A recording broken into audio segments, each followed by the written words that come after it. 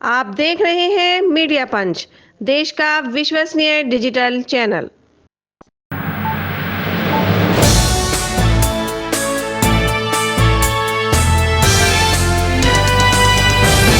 पे सवाल हम जीते या हारें, चुनावी प्रक्रिया पे हम सवाल उठाते रहेंगे। जिस देश में बच्चों के एग्जाम के पेपर लीक हो जाते हैं, वहां हम क्या आंख बंद करके मशीनों पर, आंख बंद करके चुनाव आयोग पर, आंख बंद करके चुनावी प्रक्रिया पर भरोसा कर सकते हैं? आप बताइए।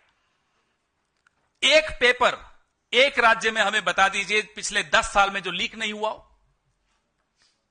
इसलिए जब हम बार बार चुनावी प्रक्रिया की बातें करते हैं, चुनाव ईवीएम्स की पारदर्शिता की बात करते हैं, 99% बैटरीज की बात करते हैं, तो चुनावी प्रक्रिया को और पारदर्शी और लोकतंत्र को और मजबूत बनाने के लिए यह बात करते हैं। आप झारखंड का नतीजा दिखा दिखाकर हमारा मुंह नहीं बंद कर सकते। हम नहीं चुप होंगे, हम बोलेंगे।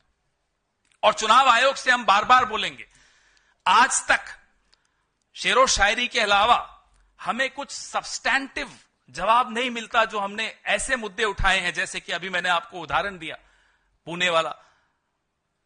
लिस्ट दी गई कॉन्स्टिट्यूएंसीज की कि यहां यहां रेड और ग्रीन मार्किंग हो रही है। बीजेपी के नेता रेड मार्किंग मतलब इन नामों को हटा दिया जाए वोटर्स लिस्ट से। हमने लिस्ट दी, उसका जवाब नहीं आया। 99% बैटरीज के बारे में आज तक जवाब नहीं दिया। शेरो शायरी जरूर आई, वो भी बड़ी वाहियात प्रकार की शेरो शायरी थी, उसमें भी कोई मनोरंजन नहीं था। तो इस तरह से अगर चुनाव होंगे और बड़ी शातिर तरीके से हमारा मुंह बंद कर दिया जाए, हम लगातार हरियाणा में भी हमने ये आवाज उठाई कि हमने ही नहीं, सिविल सोसाइटी एनजीओज ने उठाई कि ये वोट शेयर कैसे बढ़ गया, वोटिंग परसेंटेज कैसे बढ़ गई। 1 घंटे 2 घंटे 3 घंटे 12 घंटे में बढ़ता चला जा रहा है। चुनाव खत्म होने के बाद ये कैसे हो रहा है? जवाब नहीं आता। आज से 5 साल पहले कभी आपके पास ये मुद्दा भी सामने आया था कि ये परसेंटेज कैसे बढ़ रहा है चुनाव खत्म होने के बाद? रोज हर चुनाव के बाद और काउंटिंग से पहले कहीं ना कहीं आपके ही चैनल्स पे, सोशल मीडिया हैंडल्स पे ये खबरें चलाई जाती हैं, दिखती हैं, वीडियोस दिखाई देते हैं कि बीजेपी के नेता की गाड़ी में ईवीएम मशीन मिली कल नागपुर में, कल रात को, परसों। कोई जवाब नहीं। क्या चुप्पी से चुनाव आयोग अपने आप को, रात की नींद कैसे आती होगी इन लोग? चुप रहना कोई उत्तर होता है क्या?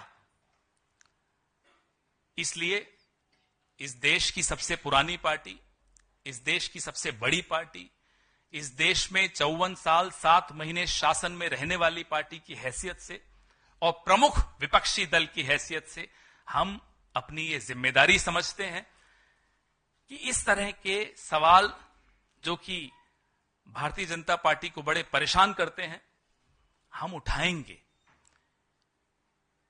क्योंकि हमें आने वाली पीढ़ियों की चिंता है, हमें लोकतंत्र की चिंता है, हमें इस देश में पारदर्शी चुनाव करवाने की जिम्मेदारी हम अपनी भी मानते हैं।